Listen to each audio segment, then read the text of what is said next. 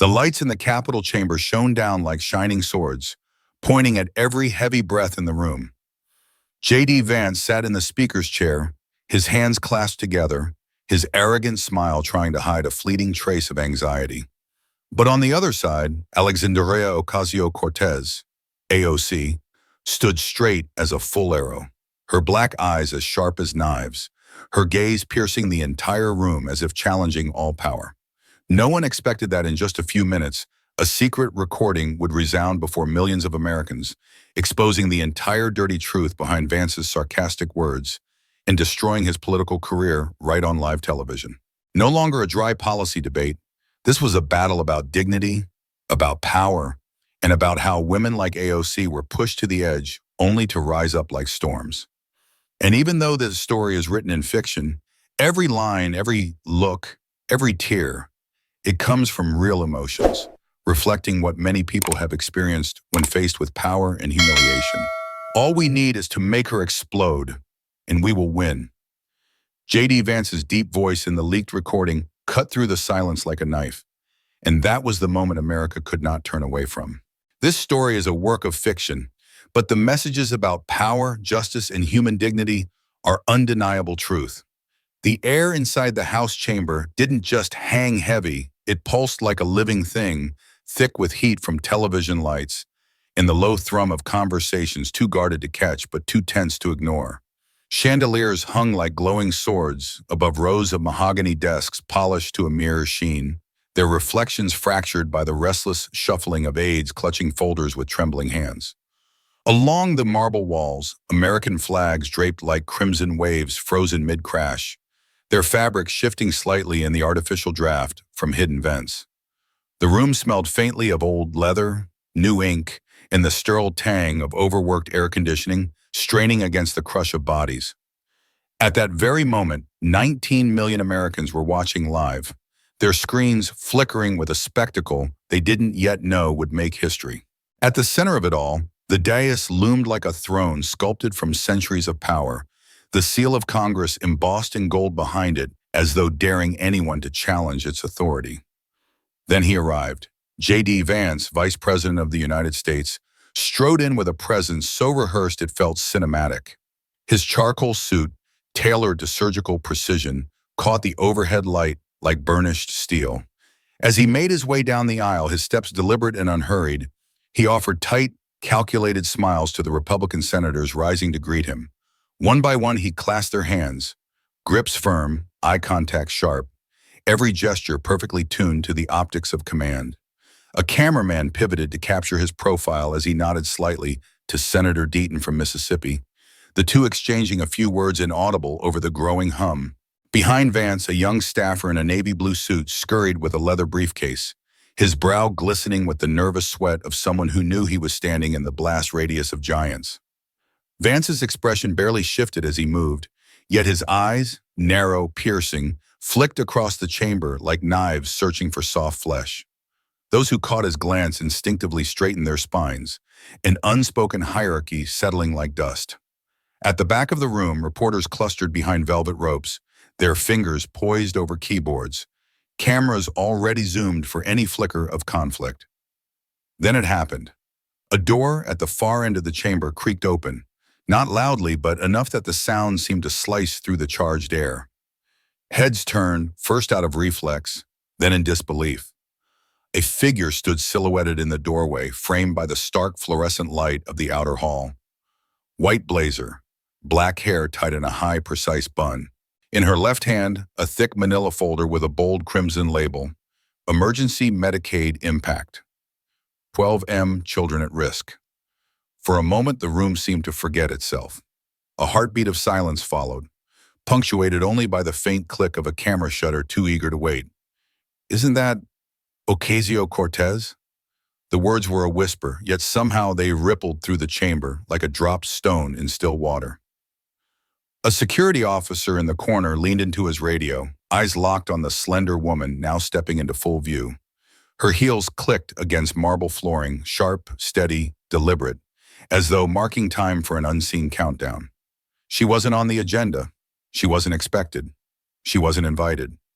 Yet here she was, Alexandria Ocasio-Cortez, AOC, walking with a calm that bordered on defiance. To the millions watching at home, the cameras now cut between her and Vance in a dizzying volley of frames. The cool certainty in her face juxtaposed with the subtle tightening of his jaw. Somewhere in the chamber, a senator muttered under his breath, "What the hell is she doing here?" But no one answered. AOC's eyes scanned the room, not with aggression, but with the piercing clarity of someone cataloging every ally, every opponent, every silent observer too afraid to take sides. Her grip on the folder tightened slightly as she approached the nearest desk, knuckles paling but not trembling. As she passed the press line, a young journalist's pen slipped from her fingers, clattering softly to the floor, a sound impossibly loud in the suffocating quiet. J.D. Vance adjusted his microphone, fingers drumming once on the polished wood before going still. His smirk returned, but it was thinner now, edged with something unspoken. As AOC reached the dais, she stopped, not directly at the center, but offset, like a shadow daring the light to acknowledge its presence. The cameras leaned in as if held by invisible hands, microphones perched like predators waiting for prey. Every breath in the chamber felt shared, held hostage by what was about to unfold. No one knew why she was there. Not yet. But instinct whispered that the answer was about to rip through the fabric of decorum like a lightning bolt. And for the first time that afternoon, J.D. Vance's smile didn't reach his eyes. Alexandria Ocasio-Cortez stood there, just far enough from J.D. Vance for the overhead lights to cast both of them in sharp relief, like actors frozen mid-scene on a stage set for tragedy. Her white blazer caught the glow, almost luminescent in a sea of gray and red suits worn by Republican senators. The room was silent save for the faint tapping of pens, the shuffling of papers, and the nervous breaths of aides clutching their binders too tightly. Slowly, deliberately, AOC raised the red folder in her hands. The words stamped across its cover, "Emergency Medicaid Impact, 12M Children at Risk," seemed to pulse under the camera lights. She opened it, the weight of the pages making a soft rustle that somehow sounded louder than the buzz of the cameras. When she spoke, her voice wasn't loud, but it didn't need to be. Calm, steady, precise, every syllable cut through the air like glass. 12 million children. She paused, letting the words settle like a heavy stone in still water.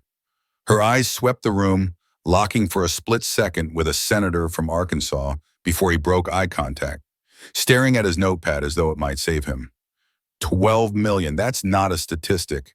That's classrooms emptied, ERs overwhelmed, futures erased, collateral damage in your fiscal war. She lifted a chart from her folder, the bars rendered in a screaming red that almost seemed to bleed under the harsh lights. Behind her, a massive screen flickered to life, displaying a CDC graph with columns rising like silent alarms. The map of America turned crimson where child Medicaid cuts would hit hardest. A stenographer paused mid-keystroke, eyes widening at the sight. J.D. Vance didn't flinch. He sat still, fingers interlaced, thumbs turning in a slow, almost imperceptible circle. Then came a sound, a low, throaty chuckle, like someone unable to hold back any longer. He leaned slightly toward the microphone, his smirk widening.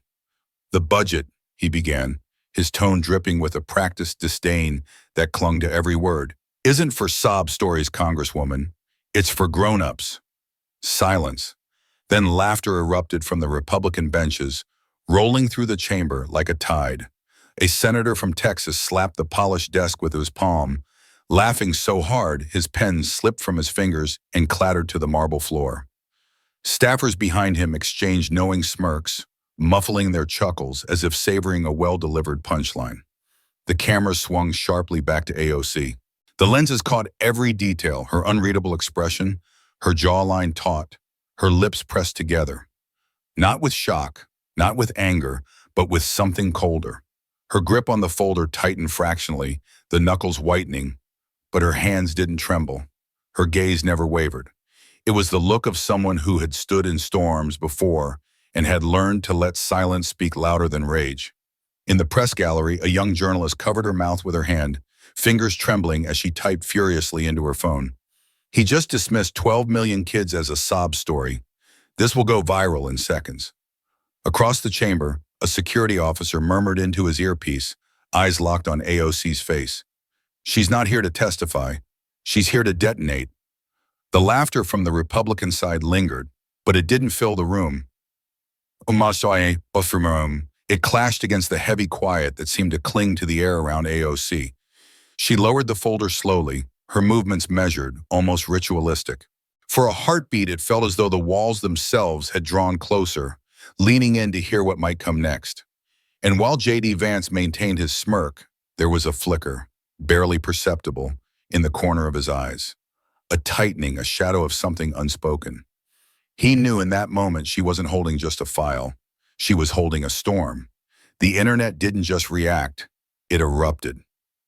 Within minutes of J.D. Vance's dismissive quip, "The government is not your therapy couch, Congresswoman," the clip tore across Twitter like a lightning strike igniting dry grass. The phrase, equal parts smug and cutting, became a rallying cry and a weapon in one breath. Hashtags exploded in every direction. Hashtag not your couch trending at #1 globally within the hour, followed closely by hashtag 2 million lives and hashtag Vance vs AOC. Someone clipped the video to 10 seconds, zooming in on Vance's smirk as he delivered the line, paired with ominous piano music. Others turned it into a meme, overlaying his face with stock photos of fainting couches and captions mocking his tone. "Say it louder for the children in the back." Political influencers on both sides dove in with equal fervor, flooding timelines with hot takes and reaction videos as the algorithm frothed at the mouth.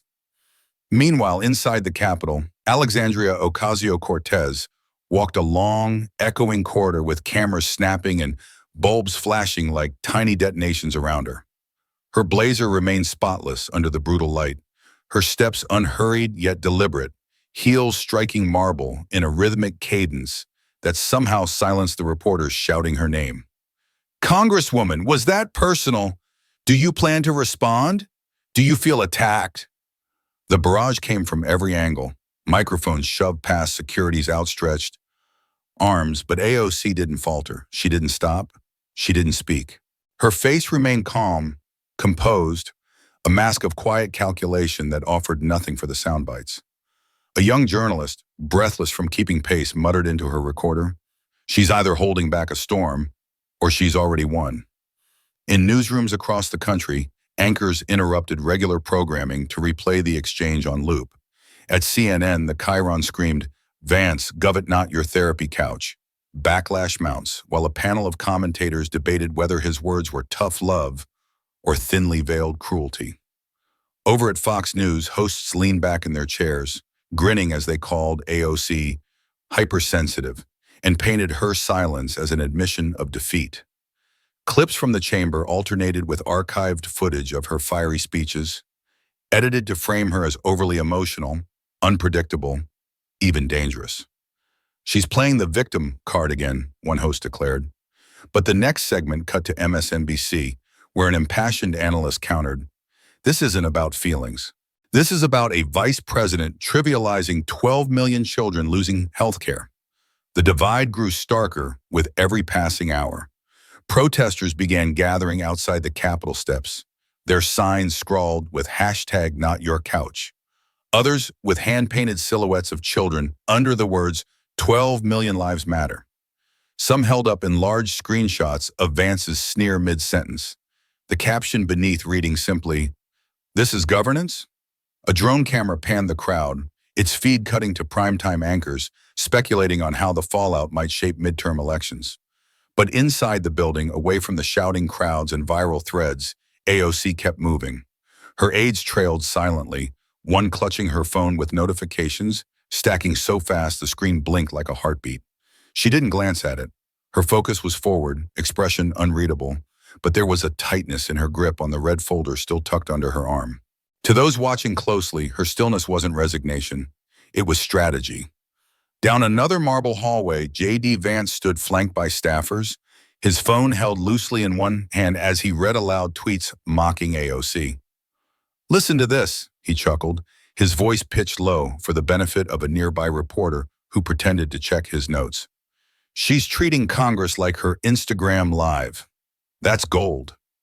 His inner circle laughed dutifully, But beneath their forced mirth, one aide's eyes darted nervously toward the growing protests outside the windows. "Sir," she began cautiously, "the trending hashtags, they're cutting across demographics." Vance waved her off with a dismissive flick of his wrist, smirk still fixed. "It's noise. Let them scream into the void. They'll move on by Friday." Yet in a small production studio tucked inside MSNBC's New York headquarters, producers were already splicing together a segment that would air before dawn. The silence of Ocasio-Cortez, strength or strategy. Analysts debated over split screens whether her refusal to clap back was a rare political misstep or a masterstroke that would leave Vance overexposed and vulnerable. One strategist leaned forward and whispered, "If she waits long enough, he might just destroy himself." And as the sun began to set outside the Capitol, painting the marble steps in streaks of blood orange and gold, the world kept watching. Every scroll, every share, every retweet became another thread tightening around the narrative.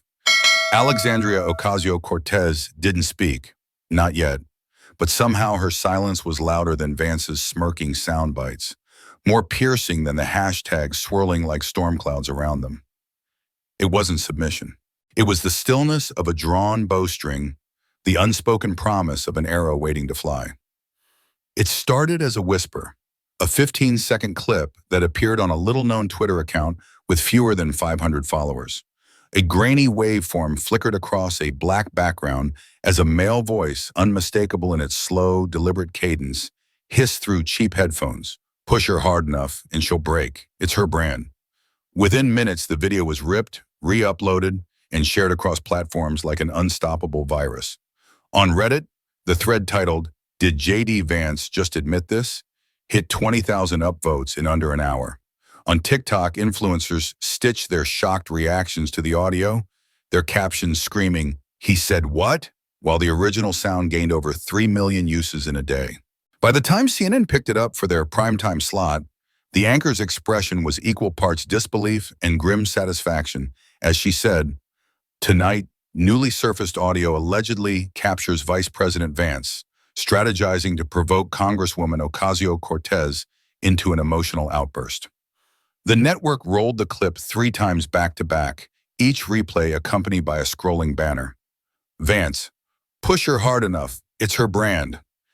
Analysts' voices overlapped as they debated authenticity, yet every second on air seemed to cement the clip as real in the public consciousness. MSNBC leaned in harder, their chyron flashing. "Vance plot exposed?" While a panelist declared, "This isn't just politics, it's character assassination caught on tape." At Fox News, however, the narrative twisted like a coiled snake. One host chuckled dryly as he dismissed the leak. "Let's be clear," he said, smirking at the camera, "this is classic opposition theater. Who's to say this isn't doctored? Or better yet, a PR stunt from AOC's camp? She's milking her silence for sympathy." But even as he spoke, the producers cut to B-roll of angry crowds gathering outside federal buildings. Their handmade signs bearing hashtags like #NotYourCouch, #BreakHerBrand, and #12 million lives. On the streets of D.C., protesters' chants echoed against marble walls. "This is not a brand, this is our lives." Overhead, a news helicopter circled, its camera zooming in on a teenage girl holding a sign that read, "Dear JD, my asthma isn't a narrative." Inside the Capitol, Alexandria Ocasio-Cortez sat in her office, the blinds drawn halfway as muted sunlight streaked across the floor.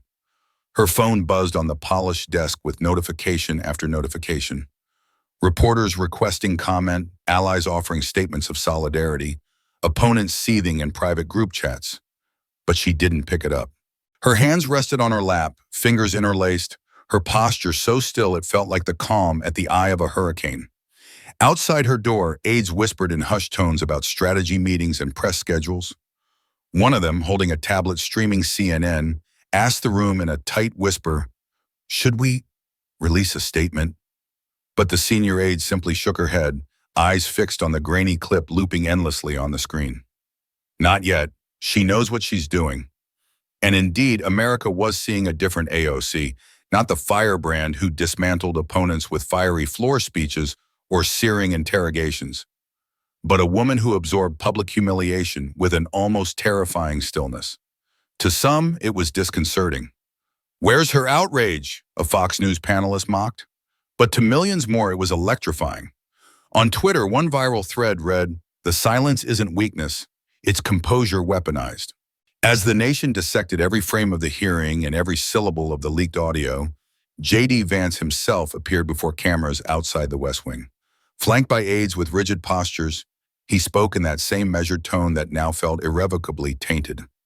"This is politics, not poetry," he said, attempting a laugh that didn't quite land. "Tough conversations aren't for the faint of heart, and I won't apologize for being direct."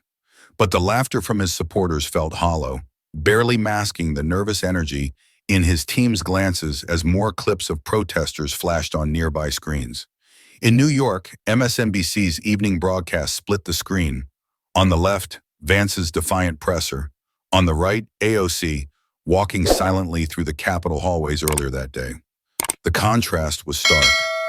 Her white blazer seemed to glow under the flashbulbs that burst like mini explosions in her path. Reporters shouted questions as she passed. "Do you have a response to the leak? Was this planned provocation?" But she didn't so much as turn her head. Her silence filled the footage like a haunting refrain, looping endlessly on social media feeds under captions like "The Quiet That Roared" and "Watch Her Eyes, This Is Strategy." Somewhere in a crowded cafe in Chicago, a college student replayed the clip of Vance's voice for the 10th time. His earbuds snug as he whispered to himself, "He really thought he could break her." Across the table, his friend shook her head, scrolling through AOC's feed where no statements had been posted. "She doesn't have to say a word," she murmured. "The world's speaking for her now." And indeed, as night fell over D.C. and city lights blinked to life like a galaxy reflected in concrete and glass, it felt less like a scandal unfolding and more like a reckoning taking shape. The leaked audio wasn't just a soundbite, it was a spark landing on dry tinder, and the firestorm had only begun. The room was quiet save for the faint hum of a heater kicking on in the corner, the scent of paper and ink thick in the air, as Alexandria Ocasio-Cortez sat motionless at her desk, her hands resting on the crimson folder that had become a symbol in itself. Outside, the late afternoon sun filtered through half-closed blinds, slicing the room into bands of gold and shadow. She could feel the weight of the day settling on her shoulders, heavier than the press cameras, heavier than the hashtags, heavier even than the roar of a country dividing itself around her silence. Her mind drifted, unbidden, to a memory she rarely allowed herself to revisit. She was 8, maybe 9, watching her mother stand in the center of a factory floor as men in press suits shouted her down. The air had smelled of oil and sweat, and the men's voices had been full of mockery as they told her mother she was hysterical for demanding safer conditions for the women working double shifts. AOC remembered the way her mother's hands had trembled, not from fear, but from holding back the tidal wave of rage that would have cost her everything. Later, in their small kitchen with its peeling linoleum floor, her mother had sat in silence, staring at her raw palms. "They don't fear our anger," she had whispered to her daughter. "They count on it. They fear our stillness. That's when they know they've lost." Back in the present, the memory faded, leaving only the sound of her own steady breathing and the muffled chaos of reporters gathering in the hallway beyond her office door. Her aides had been arguing for hours, some insisting she hold a press conference, others begging her to wait for legal counsel. But AOC had already made up her mind. Her fingers curled around a pen, the metal cool against her skin as she pulled it closer to the document resting atop the folder. The heading in bold letters read, "Civil Action, United States District Court." Beneath it, her name, her signature waiting to be written in ink. Crockett versus Vance. Complaint for defamation, emotional distress, and intentional infliction of harm. $100 million, a number chosen not for greed but for gravity. It wasn't just about compensation. It was about making power flinch for once. She didn't hesitate as she signed, the nib gliding smoothly over paper, each stroke of her name like a bell tolling in the stillness. Sunlight caught the gold rim of her glasses as she exhaled, placing the pen down with quiet finality. Outside the window, a news helicopter hovered like a steel insect, its blades slicing the air as protest signs bobbed below. Not your couch. 12 million lives matter. Silence is power. Her chief of staff stood in the doorway, tablet clutched tight, his voice low and strained. Congresswoman, something else just surfaced. She looked up, her expression unreadable. He turned the screen toward her. It was an email, its subject line stark and damning. Operation Breakdown, approved by VP. The thread was brief but devastating. A communications staffer had outlined a strategy to provoke AOC into public emotional collapse. And at the bottom, the initials JV appeared beneath a curt approved. The leak had already hit Twitter and was being screenshotted faster than the original post could be deleted. Somewhere deep in her chest, AOC felt a shift. Not anger, not fears, but something colder, sharper, like steel tempered in fire. The storm outside wasn't just about to hit. It had already begun tearing at the foundations. And this time, she wasn't the one shaking. The courtroom was a cavernous expanse of cold stone and whispered dread, its marble columns rising like sentinels to a ceiling lost in shadowed heights, where chandeliers hung with a pale glow that barely softened the austere lines of the architecture. Every step across the polished floor echoed too loud, too deliberate. The sounds swallowed, then reflected back, as if the walls themselves were waiting to judge. Outside, through narrow windows, camera flashes erupted like lightning in a gathering storm. Each burst followed by the muffled chaos of reporters pressing against barricades, their voices merging into a static roar that felt impossibly far and yet suffocatingly near. J.D. Vance entered first, his silhouette sharp against the harsh light spilling from the double doors. His face, set and chiseled as if carved from granite, betrayed nothing at first glance, yet his right hand, clenched loosely at his side, betrayed the faintest tremor, a subtle betrayal caught by no one but the camera zooming in from the gallery. His suit, flawless and immaculate, seemed to hang heavier than usual, the weight of scrutiny bending his posture ever so slightly as he strode to the defense table, eyes fixed forward in an effort to project unbroken confidence. His attorneys flanked him like soldiers, their expressions unreadable masks of professional calm, yet one of them shot a brief, nervous glance at the opposing table as they passed. Then she arrived. The doors swung open with a quiet finality, and Alexandria Ocasio-Cortez stepped through, her black blazer cutting a clean line against the light, her gold-rimmed glasses catching it just enough to conceal her eyes from immediate view.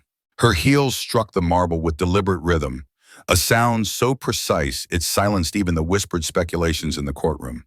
She carried no papers, no entourage cluttering her path, only the red folder tucked under one arm as though it held the weight of 1,000 testimonies.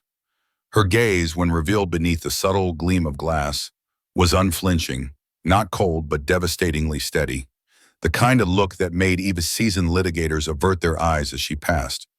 Reporters in the gallery craned their necks, pens frozen midair, as cameras clicked in staccato bursts, trying to capture not just her image, but the intangible presence she brought into the space. Outside, the crowd surged with renewed energy as word spread that she had entered the room. Protesters raised their signs higher, their chants carrying faintly through the thick stone walls. Power without permission, and this is not a brand, this is justice. Inside, the air shifted palpably as AOC took her seat across from Vance, her motions unhurried, precise. She placed the folder before her, folded her hands atop it, and fixed her eyes not on him, not on the judge, but on the empty space between them, as though seeing a battlefield invisible to all others. J.D. Vance, for all his practiced bravado, hesitated just a fraction of a second too long before meeting her gaze. When he finally did, his smirk faltered, not enough to be obvious, but enough for every camera in the room to catch and replay in slow motion later that evening. The judge entered moments later, robes flowing behind him like the final curtain drawn before an act that could no longer be undone.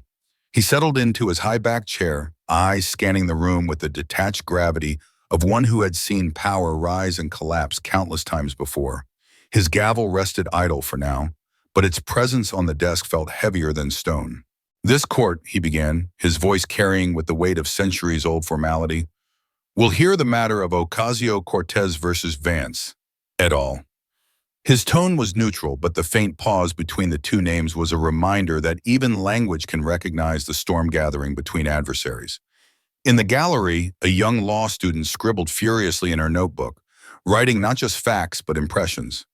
Vance tight smile, fingers twitch, AOC still, unnerving stillness. A retired journalist beside her whispered under his breath, "This isn't going to be a trial. This is going to be a reckoning." And as the judge called the first motions, the world beyond the stone walls held its breath, every social feed and news ticker alive with anticipation.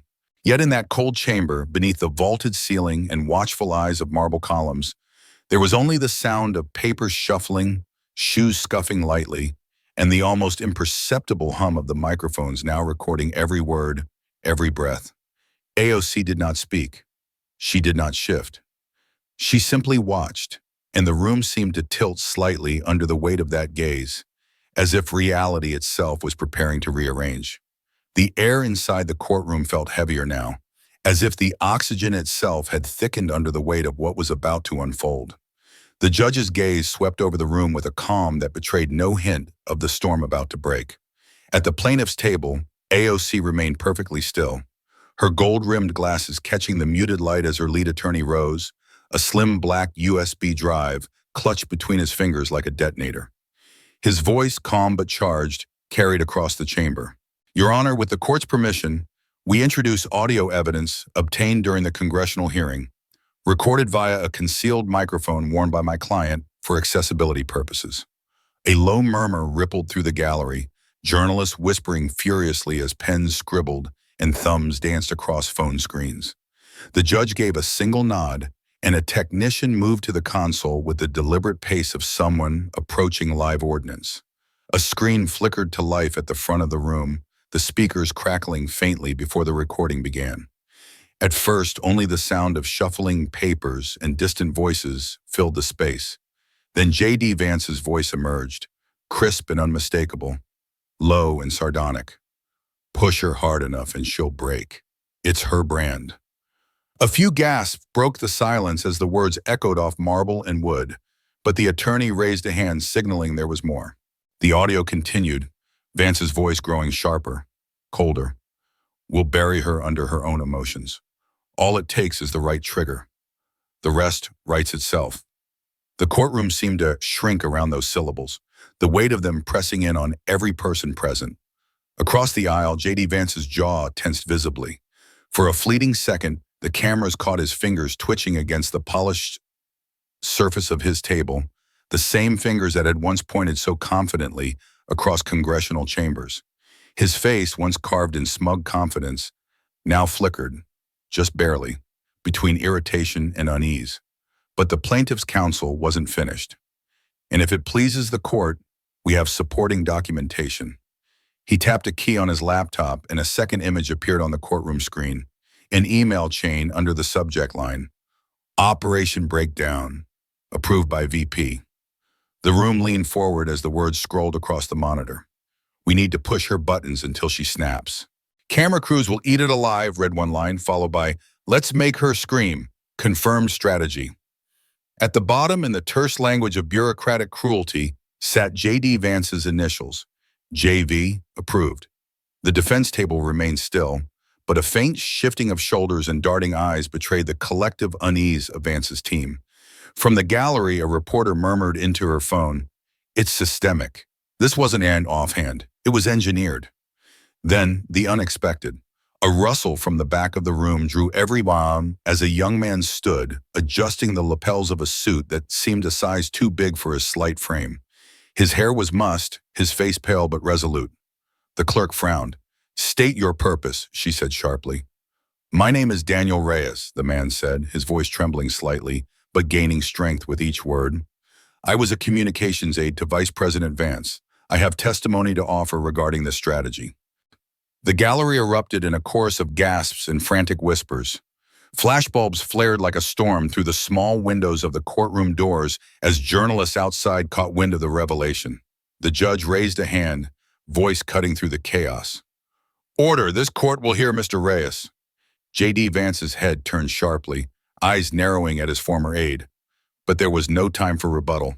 Daniel stepped forward, his footsteps loud against the marble floor, carrying not just his body, but the weight of a narrative about to collapse in real time. The camera shifted, zooming tight on Vance's clenched jaw, the faint sheen of sweat at his temple, the subtle shift in his breathing as his carefully constructed facade began to crack. And in her seat, AOC did not move. She didn't need to. Her stillness was a weapon honed sharper than any word spoken that day.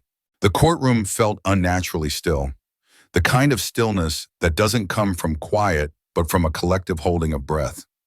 Daniel Reyes's testimony had ended minutes ago, but its echoes seemed to hang in the air like smoke.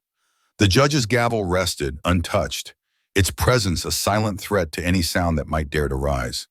Reporters in the gallery sat frozen, pens hovering above notepads, cameras waiting for any shift, any movement. J.D. Vance stared down at the polished wood of the defense table, his knuckles pale where his fists clenched, a faint tick pulsing at the corner of his jaw. His lawyers whispered urgently in low tones, their words failing to pierce the heavy atmosphere. And then, without warning, Alexandria Ocasio-Cortez stood. The sound of her chair gliding back was soft but carried like a gunshot in the hushed space. She did not reach for the microphone before her. She didn't need to. Her voice, calm and unwavering, cut through the air with the precision of a scalpel. "This isn't about me," she said, her tone steady, but carrying an undercurrent of iron that made even the court reporter pause mid-keystroke. "It's about a system that expects women like me to stay quiet." There was no rustle of papers, no shifting of chairs, no whispered side comments from the gallery. Even the ever-clicking cameras stilled for a moment, their operators transfixed.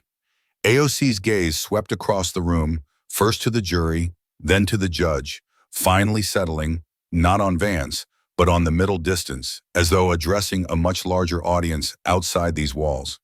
"It's about power," she continued, each word deliberate. "Who gets to wield it without consequence? Who is told to endure its weight in silence? And who is punished the moment they refuse?" The marble pillars seemed to vibrate faintly with the force of her stillness, her hands resting lightly on the red folder before her as though it were a talisman. J.D. Vance finally raised his eyes, meeting hers across the divide. But this time there was no smirk, no carefully constructed mask of amused dismissal, only a flicker of something raw, unguarded, perhaps fear, perhaps rage, perhaps both. A reporter in the gallery swallowed audibly, her pen finally scratching across the page. "She's not performing. She's indicting the room itself." Outside, the chants of protesters surged faintly, their words carried through cracks in the courthouse walls. "We see you, we hear you, we stand with you." The judge cleared his throat, a small sound meant to bring the court back to order, but even he hesitated as though unwilling to interrupt. In the far corner, a clerk's phone buzzed faintly with a notification, the light flashing ominously against the oak paneling. He glanced at it, eyes widening as the message scrolled across his screen. "We may need to consider impeachment." The first protests began as small clusters outside federal courthouses, quiet and tense, their numbers measured in dozens. By the time the sun set over Manhattan, however, Times Square had transformed into a sea of raised fists and hand-painted signs, the air vibrating with chants that rolled like thunder between skyscrapers. From Chicago's Dealey Plaza to Los Angeles City Hall, streams of people filled the streets, their voices merging into a single roar that echoed across live streams and cable news tickers. "Power without permission." The phrase, lifted straight from Alexandria Ocasio-Cortez's quiet declaration in court, had become a rallying cry not just for her supporters, but for a generation tired of watching power mock pain from polished podiums. In the middle of it all, another phrase began its strange metamorphosis. The hashtag make her scream, once a cruel strategy leaked from J.D. Vance's inner circle, now adorned posters, T-shirts, and massive LED banners carried through crowds. Its letters were rewritten in bold red strokes, not as a threat, but as a symbol of defiance, reclaimed from malice and turned into fuel. A viral TikTok showed a line of young women in Washington Square Park holding candles, their voices low but steady as they chanted, You wanted her scream, here's ours. CNN's Kieran screamed. Nation erupts over leaked Vance strategy, while aerial footage from helicopters captured the scale of demonstrations sweeping from coast to coast. Over at MSNBC, a political analyst spoke in urgent tones. Meanwhile, this isn't just about AOC anymore. This is a referendum on an entire culture of silencing.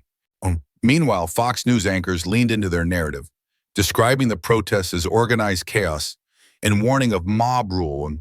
But even their split screens showed drone shots of massive crowds glowing under streetlights, their sheer size impossible to ignore. On Twitter, #MakerScream trended not as mockery, but as a digital memorial of all the women who had been baited, belittled, and told to control their emotions. One viral thread detailed stories from nurses, teachers, and factory workers who had been pushed to breaking points by supervisors and colleagues, their words interlaced with clips of AOC sitting silently in court, her gold-rimmed glasses reflecting the overhead lights like twin shields.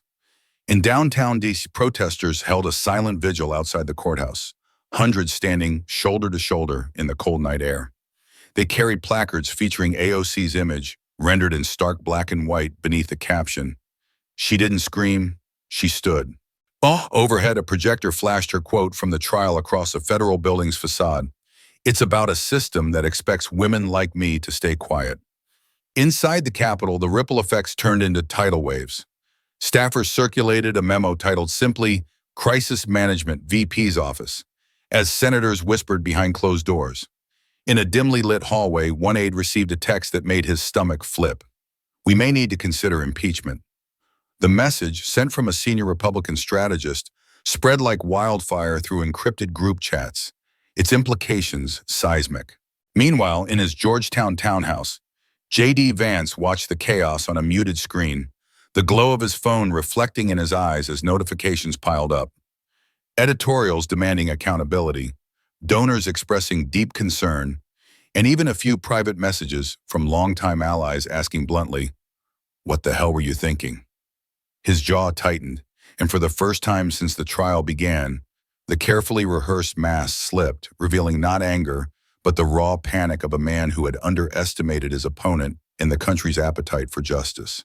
And in the eye of the storm, AOC remained silent. No press conferences, no tweets, no interviews, only the image of her standing in court, unflinching and unbroken, replayed endlessly on every screen, her stillness now weaponized by millions who had finally found their own voices.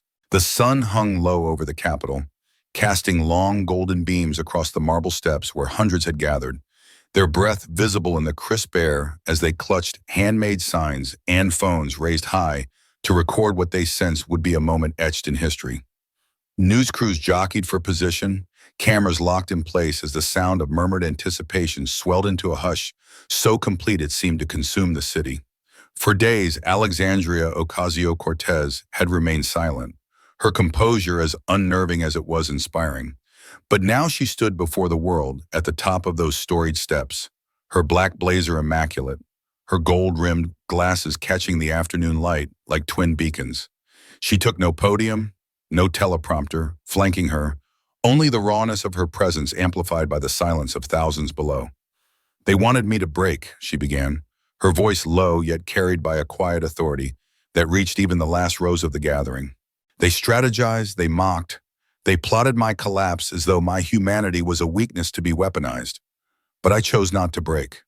I chose to build."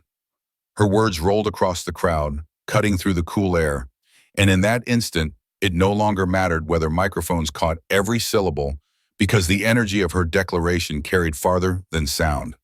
A mother in the front row clutched her young daughter's hand, tears brimming as she whispered, "Listen, baby, this is why we fight." Cameras caught a teenage girl pressing her sleeve to her cheek, her face streaked with silent tears as her friends huddled around her, phones shaking in their hands as they streamed the speech to millions watching live around the world. "This," AOC continued, her gaze sweeping across faces of every age, every background, "is not just about me.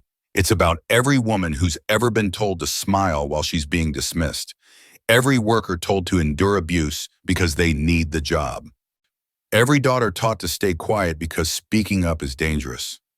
She paused, letting the weight of her words settle like a gavel striking marble. This is for them. Behind her, the white columns of the Capitol glowed faintly as if bearing witness, and in the crowd chants began to ripple like a rising tide. Power without permission, power without permission. The phrase grew louder, rolling like thunder down the National Mall, until even the reporters standing stiffly in press pens found themselves caught in the rhythm. AOC raised her hand slightly, and the chant fell into reverent silence. They thought they could define my strength by the volume of my voice. But strength isn't noise. It isn't a performance. Strength is standing in the fire and refusing to vanish. Strength is knowing when silence is the sharpest blade. For a heartbeat, the world seemed to stop spinning. Camera drones hovered overhead, capturing the sea of upturned faces glistening with tears and determination. And the footage fed in real time to living rooms, classrooms, hospital waiting rooms across the country. AOC's image, backlit by the dying sun, seemed almost mythic, yet undeniably human. She drew a breath, steady, deliberate. So no, I didn't scream, I didn't break, and I never will, not for them. Not for their ratings, not for their strategy memos written behind closed doors. I stand not because they let me. I stand because generations of women before me taught me how.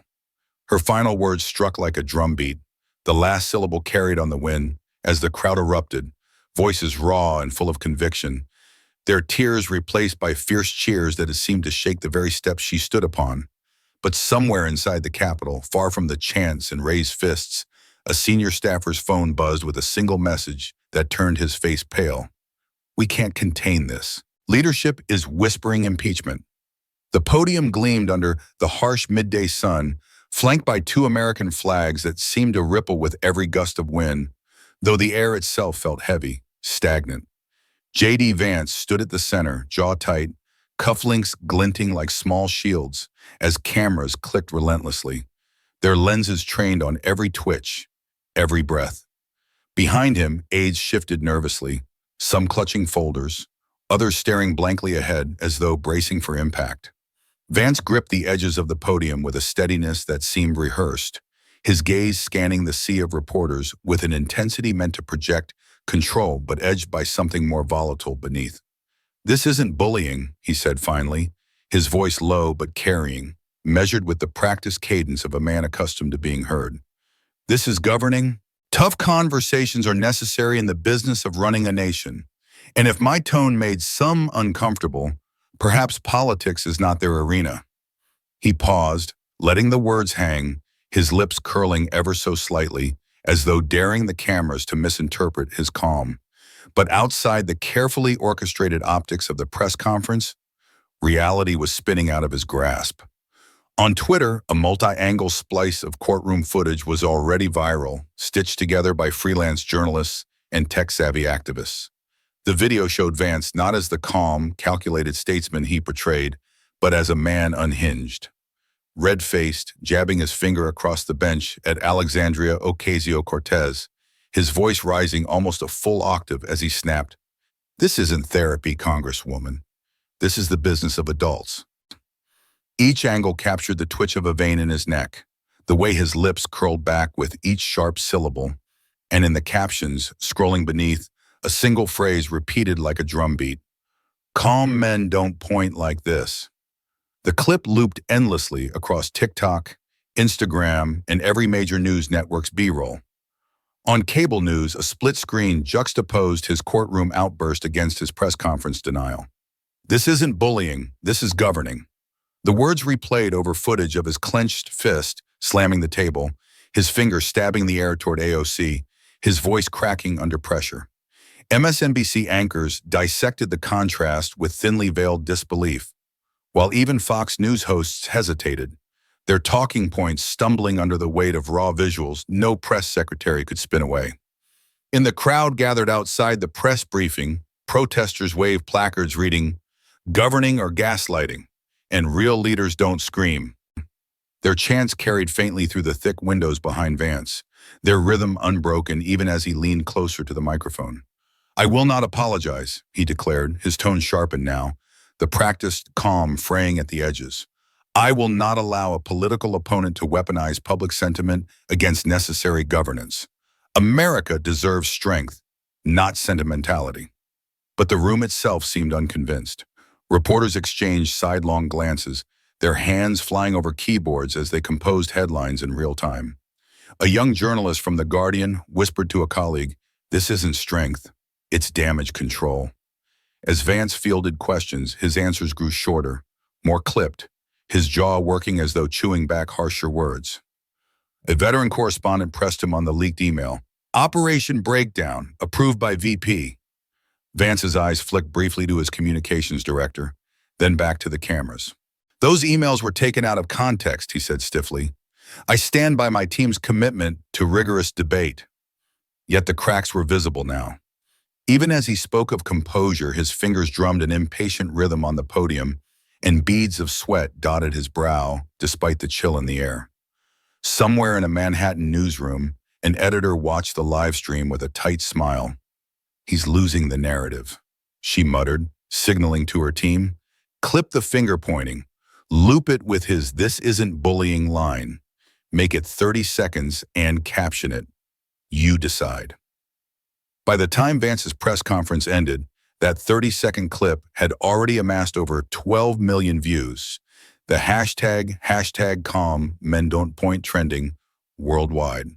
Protesters outside the Capitol replayed it on portable screens, their chants morphing from anger to a mocking refrain. "This isn't bullying, this is governing." The words, intended to project strength, had become an anthem of ridicule, chanted in unison by crowds stretching from D.C. to Los Angeles.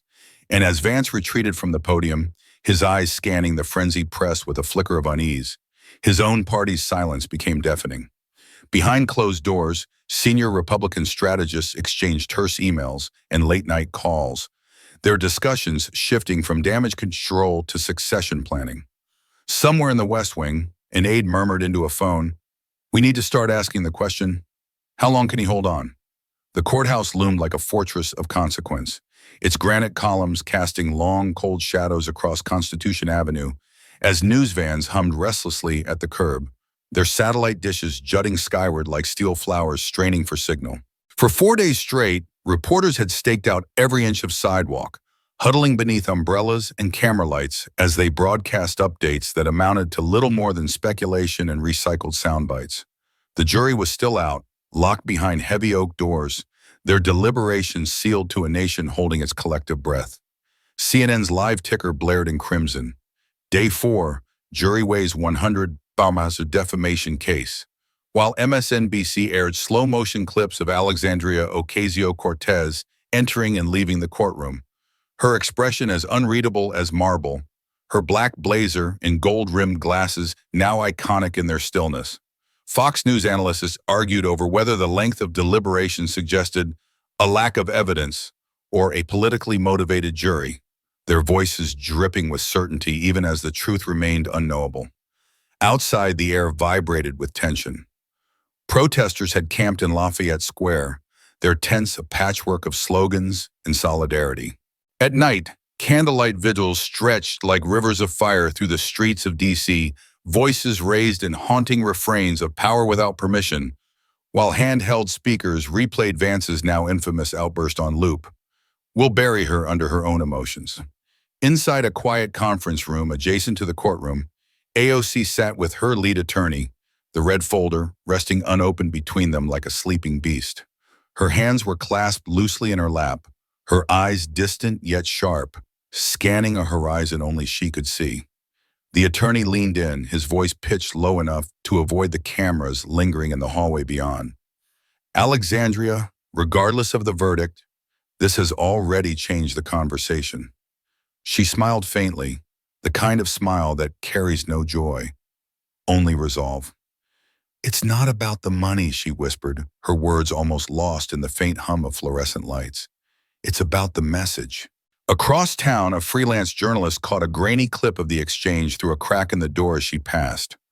Within an hour, that 8-second video hit Twitter like a match to dry leaves, captioned simply, "She's not after millions, she's after change." It trended globally in under 12 hours, sparking a flurry of commentary from celebrities, activists, and political leaders alike. Day 4 of deliberation dawned gray and unyielding. Rain slicking the courthouse steps as reporters wrapped themselves in damp coats and spoke in hushed tones about unconfirmed leaks and possible deadlocks. Over 11 million viewers tuned into live streams, showing nothing more than the courthouse doors, waiting for the slightest movement, a clerk, a lawyer, a single juror emerging with news. Inside the jury room, 12 men and women wrestled with more than facts and exhibits. They pored over transcripts, replayed audio, and scrutinized the email thread labeled Operation Breakdown. But what lingered wasn't just evidence. It was the image of a congresswoman standing silent under verbal assault, her stillness a weapon more potent than any shouted rebuttal. A juror, a middle-aged nurse from Ohio, whispered to her neighbor, "It's not just about her. It's about every one of us who's been told to sit down and take it." Her words hung in the air like incense, coloring the debate in ways no legal argument could. Back outside, the crowd swelled yet again as dusk fell, their chants echoing off courthouse walls. In the press pen, a veteran correspondent murmured to her cameraman, "Whatever way this goes, history's being written right here." And somewhere on Capitol Hill, a Republican strategist texted a colleague with grim brevity, "If we lose this case, we lose control of the narrative. Full stop." The air in the courtroom was thick, almost viscous, as if every molecule had stopped moving in anticipation. The jury filed back in with solemn expressions, their eyes avoiding the gallery, the defense table, even each other. Every footstep echoed like a countdown. A clerk moved stiffly, carrying the sealed envelope as though it were a sacred artifact. The judge, expression carved from stone, unfolded the verdict with deliberate precision. Cameras from every major network zoomed in, their lenses trembling slightly as if the machines themselves sensed the weight of the moment. "We, the jury, find in favor of the plaintiff," the foreperson read, her voice steady despite the tremor just beneath the surface. A beat of silence. Then the words that sent a shiver through the room. "Damages awarded, $100 million. Gasps rippled like a shockwave, followed by an almost reverential hush as reality settled into the marble bones of the chamber. At the defense table, J.D. Vance sat motionless, his hands clasped so tightly the knuckles blanched. His gaze was fixed on some indeterminate point beyond the bench, eyes glassy, unfocused. For the first time since the trial began, the man who once commanded crowds with a single smirk now looked impossibly small, as if the chair itself might swallow him whole. AOC remained still, her gold-rimmed glasses catching the courtroom lights. She didn't smile. She didn't flinch. She simply lowered her gaze to the red folder before her, fingers resting lightly on its surface as though anchoring herself to the moment. Across the gallery, a woman pressed her hands to her mouth, tears spilling freely. A young activist in the back whispered, barely audible over the hum of cameras, "She did it." Outside, the courthouse steps erupted. Protesters surged forward in a chorus of cheers and sobs, their voices reverberating off stone walls, carried by live streams to millions watching around the world. Twitter's trending list was a cascade of solidarity. V Justice served, hashtag power without permission, hashtag she stood. Instagram flooded with clips of AOC's earlier declaration. "It's not about the money, it's about the message," overlaid on slow-motion footage of the verdict being read. TikTok exploded with montages of courtroom drawings and protest footage, their captions biting and triumphant. "You tried to bury her, you planted a revolution." In newsrooms from New York to Los Angeles, anchors dropped their practiced tones, their voices edged with genuine awe. "This," one said quietly on MSNBC, "isn't just a legal victory, it's a cultural reckoning." Even Fox News hosts, their smiles taut and thin, struggled to reframe the narrative, their words careful and clipped as they warned of political weaponization of the courts, while behind them split screens replayed Vance's finger-pointing outburst again and again. But in the courtroom, the only sound was the gavel striking once, clean and final, the judge's voice carried with an evenness that felt almost poetic. "This court is adjourned." J.D. Vance didn't move. His lawyers leaned in, whispering furiously, their words lost in the rising static of the gallery as reporters sprinted for the exits to file stories destined for front pages. One aide touched his shoulder gently, but he didn't respond, his eyes still fixed ahead like a man staring into a void only he could see. AOC stood, her movements measured, deliberate. She gathered the red folder and tucked it under her arm, as though it were nothing more than paper. Yet her posture radiated the quiet force of someone who had just rewritten the rules of engagement. As she turned to leave, every camera in the room pivoted in unison, their flashes igniting like a constellation. On the courthouse steps, the roar of the crowd crescendoed as she emerged. Chants erupted. AOC!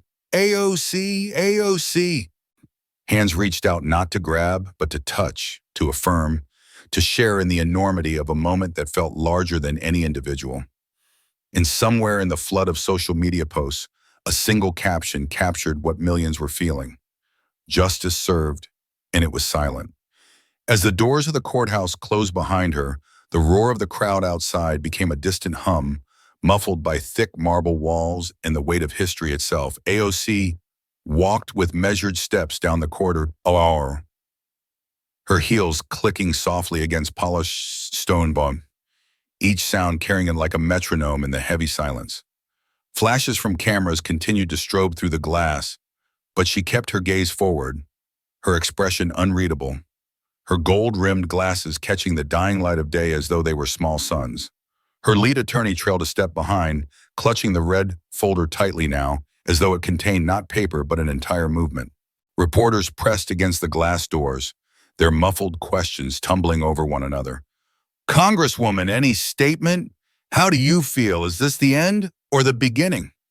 But she gave no answer, her silence as deliberate and devastating as every word she had spoken on that stand. Then, as they reached the bottom of the grand staircase leading to a waiting black SUV, she stopped.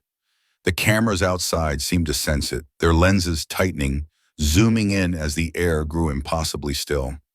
She closed her eyes, not in fatigue, not in relief, but in something deeper, a moment of communion with a past that had led her to this very point. Her lips parted, and though her voice was barely audible, caught only by the sensitive microphones of a nearby camera crew, it carried all the force of a gavel falling. "This is for my mother," she whispered, the words caressing the air like a benediction. A breath, then the echo. "For all our mothers." The words struck like a lightning bolt through the digital ether. A live feed caught it in crisp resolution, the phrase looping within seconds across TikTok, Twitter, Instagram. Memes and GIFs exploded.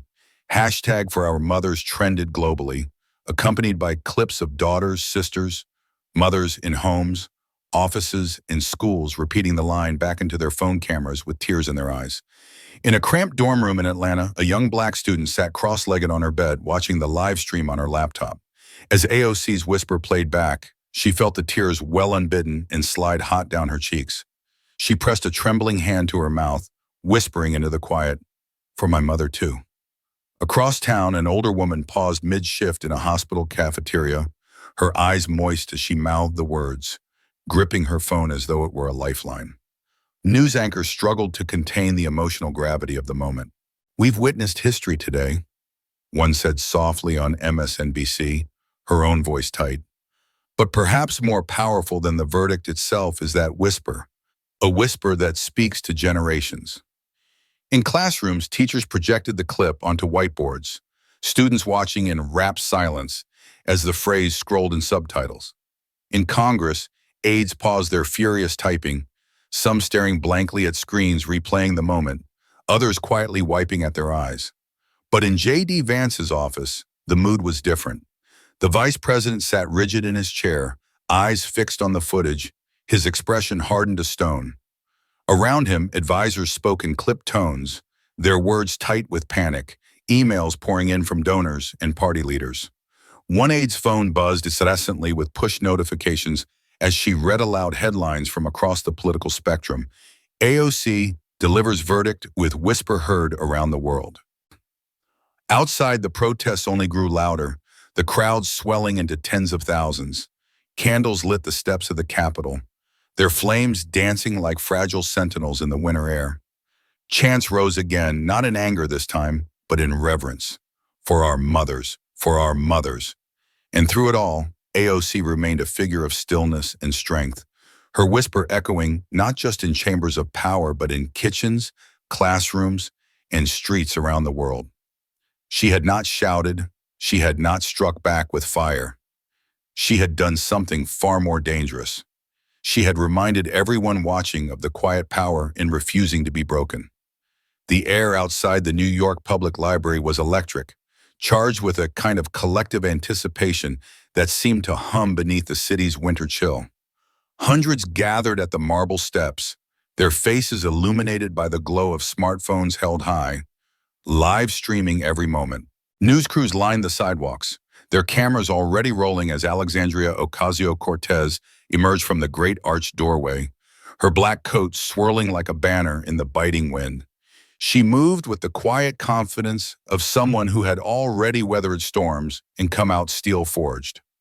Behind her, a simple podium bore no party logo, no official seal, only 3 words embossed in bold red letters: power without permission. She stepped up, pausing briefly as the crowd fell silent, their breaths visible in the cold air. For too long, she began, her voice calm, yet carrying an undercurrent of iron.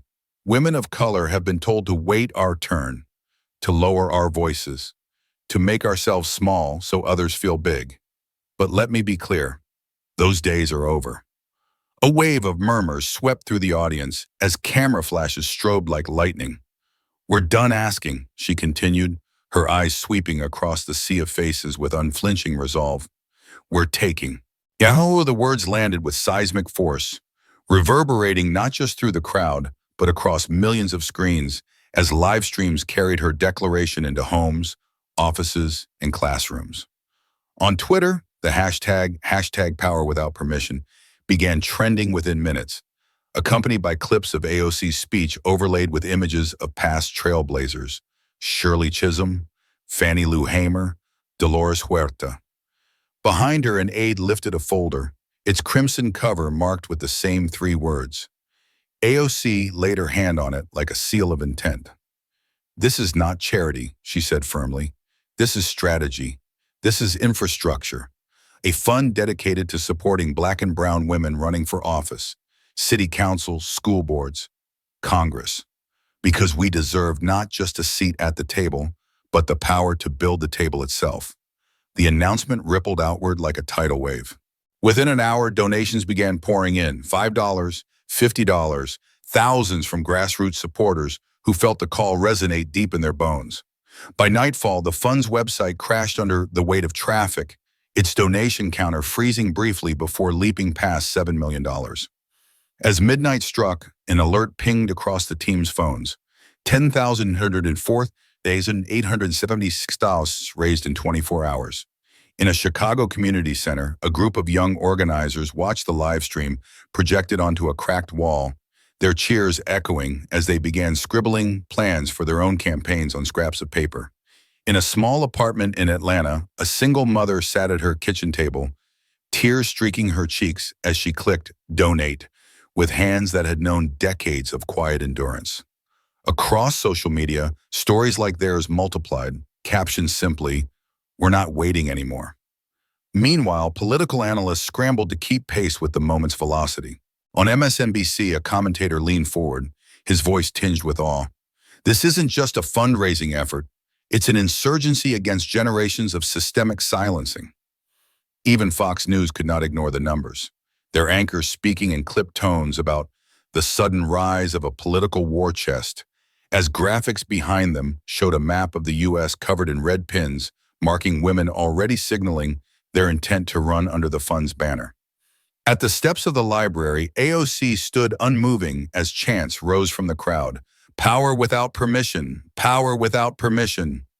Their voices grew louder, a storm swelling beneath the winter sky. For a brief, breathtaking moment, it felt less like a rally and more like a transfer of power, the weight of history shifting in real time. And somewhere in Washington, D.C., J.D. Vance sat alone in a dimly lit office, the glow of his laptop reflecting in his eyes as he scrolled through headlines he could no longer control. The whispers in his own party were louder now, his name spoken less as a rising star and more as a cautionary tale. But AOC didn't look back. As the crowd roared, she spoke once more, her words not shouted but sharpened to a point. They built systems to keep us out. We're building systems to break back in.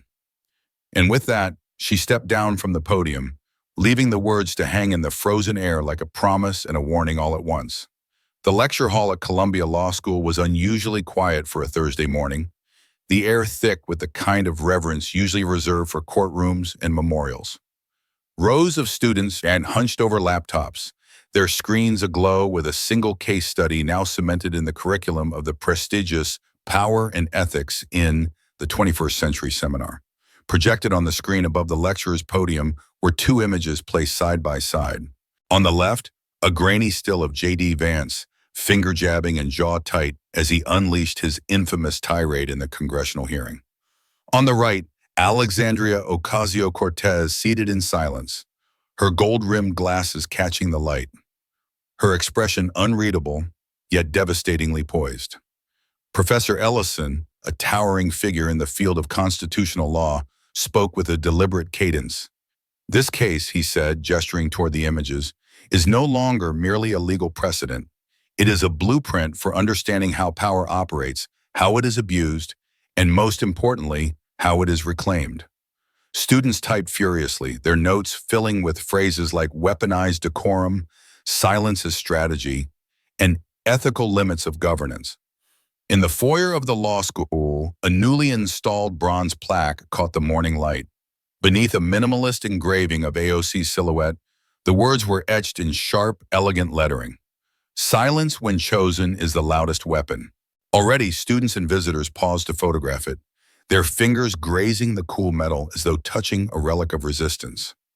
On social media, images of the plaque began to circulate, tagged with hashtag Columbia Legacy and hashtag Power Without Permission, accompanied by captions like, "This isn't just history, it's a warning shot."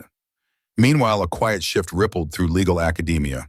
Journals published essays dissecting the case, podcasts debated its implications for free speech and systemic bias, and law schools across the country scrambled to add similar modules to their own programs. Even in hushed quarters of Washington, aides whispered about the irony that a moment designed to humiliate had instead been immortalized as a case study in restraint and reclamation.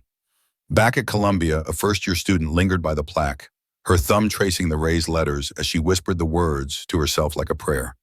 Silence when chosen is the loudest weapon. The West Wing conference room smelled faintly of old wood and new panic. Heavy curtains drawn tight against the winter sun did little to dispel the cold weight in the air as senior Republican leaders sat in a tight semicircle, voices low, eyes darting nervously to ensure no hidden microphones.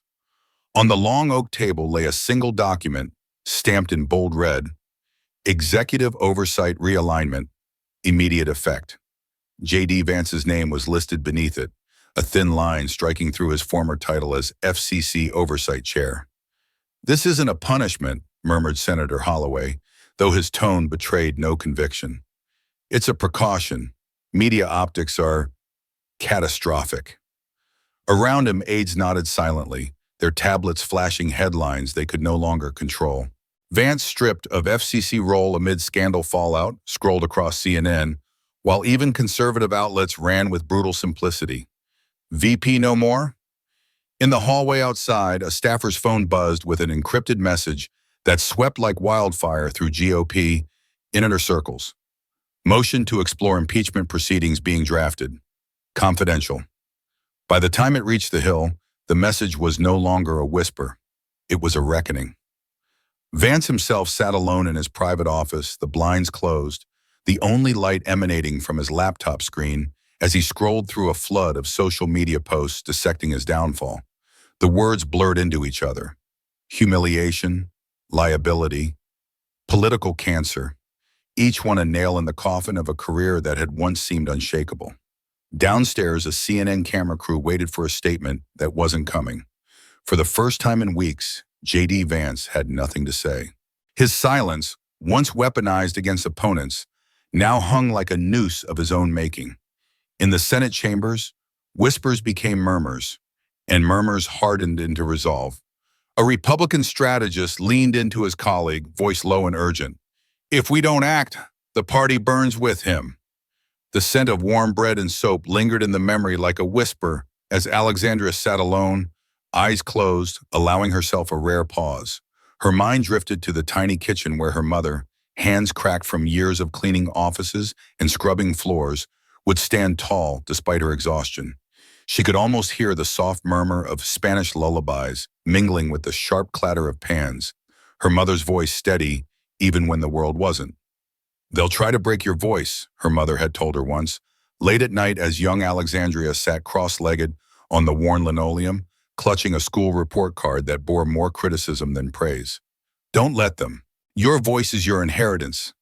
Protect it like your life depends on it, because it does. The words had seemed so heavy then, almost too big for a little girl to carry. Yet now, standing at the heart of a political storm, AOC felt them settle on her shoulders like a mantle, not of burden but of armor. She opened her eyes, and for a fleeting moment, it was as if her mother's gaze reflected back from every camera lens, every watching face. And Alexandria did not waver. In the months that followed, 6 states introduced bills aimed at curbing political defamation, each citing the Crockett versus Vance case as a catalyst for ethical reform. Across the country, school auditoriums buzzed with new voices rising to fill the space she had carved. In Mississippi, a teenage girl stood trembling at a wooden podium, her voice steadying with each word. If she could stand her ground, so can I, she declared, gripping her note cards tightly. The room erupted in applause, and somewhere in New York, AOC watched the clip on her phone, a quiet smile crossing her face as the echo of her mother's wisdom lived on. The marble steps of the Capitol trembled beneath thousands of voices rising in unison, a tidal wave of sound and purpose. We will not be silenced, they roared, fists raised, banners snapping in the wind as Alexandria Ocasio-Cortez ascended slowly, each stride deliberate, her black coat catching the sunlight like a banner of its own. The camera zoomed in, catching the fire in her eyes, the unyielding determination etched into every line of her face. She paused at the final step, the roar swelling around her, and whispered so softly it seemed the whole world leaned in to hear. This is for my mother, for all our daughters. This isn't just a story about power, it's about persistence.